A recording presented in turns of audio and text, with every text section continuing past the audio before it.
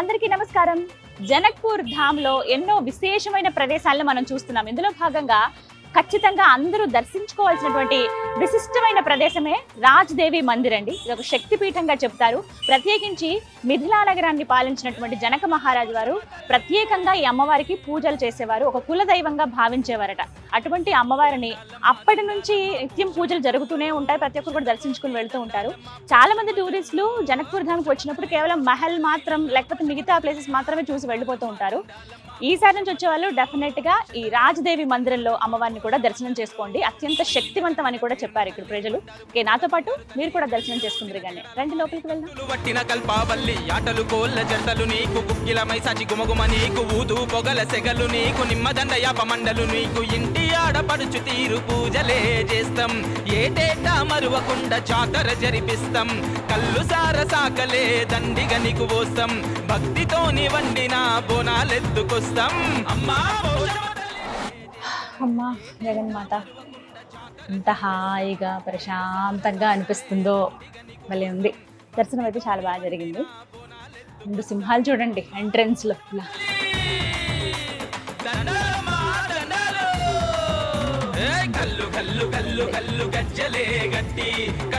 లోహంతో ఉన్నాయి ఇదంతా. ఇలా వీళ్ళు ఒక డోర్ లోపల నుంచి వెళ్ళి అమ్మవారిని అలా చూసుకుని మనం ఇంకొక డోర్ లోపల నుంచి ఇలా బయటికి రావచ్చు అనమాట.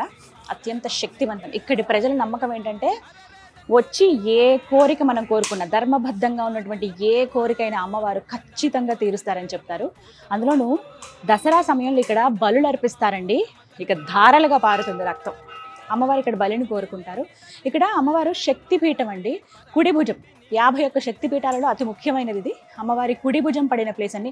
పంతులు గారిని అడిగాను నేను, ఇలా శక్తిపీఠాల గురించి చెప్తున్నారండి అని అంటే, నిజమే ఇది శక్తిపీఠమే. అమ్మవారి కుడి భుజం పడిన ప్రదేశం ఇది. అత్యంత శక్తివంతము, మహిమాన్వితమైనది. ఏ కోరిక కోరుకున్నా తీరుతుంది, మీరు కూడా కోరుకోండి అని చెప్తూ ఉన్నారు.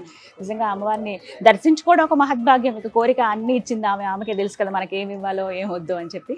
చాలా చాలా బాగుందండి. మీరు జనక్పూర్ వస్తే ఖచ్చితంగా దర్శనం అయితే చేసుకోండి. ప్రత్యేకించి ఏంటంటే జనక మహారాజు అంటే ఆయన మిథిలా నగర సామ్రాజ్యాధీశులు కదా.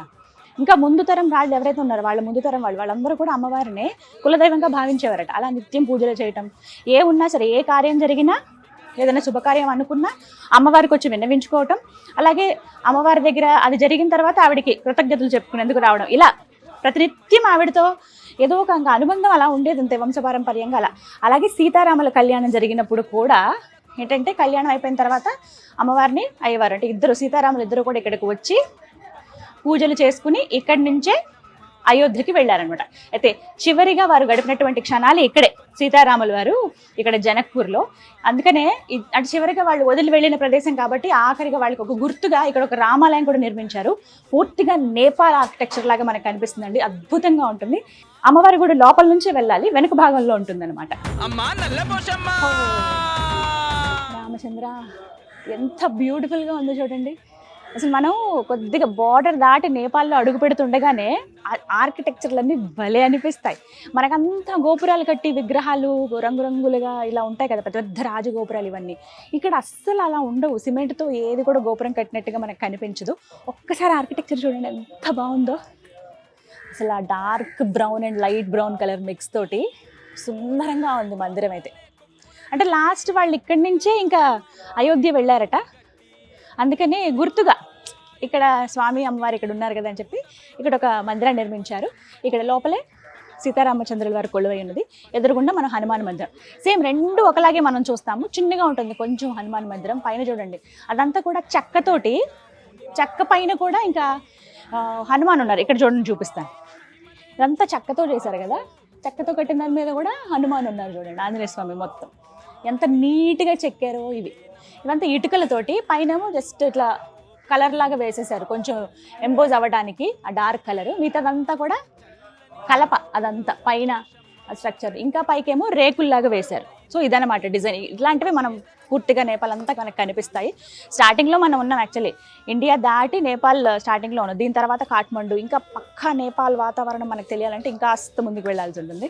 మొత్తం మీద సీతారాముల వారు ఆఖరిగా కొంతసేపు గడిపి అమ్మవారి దర్శనం చేసుకుని వెళ్ళిన ప్రదేశం ఇది. మీరు కనుక జనక్పూర్ వస్తే ఖచ్చితంగా ఈ ప్రాంతానికి రండి.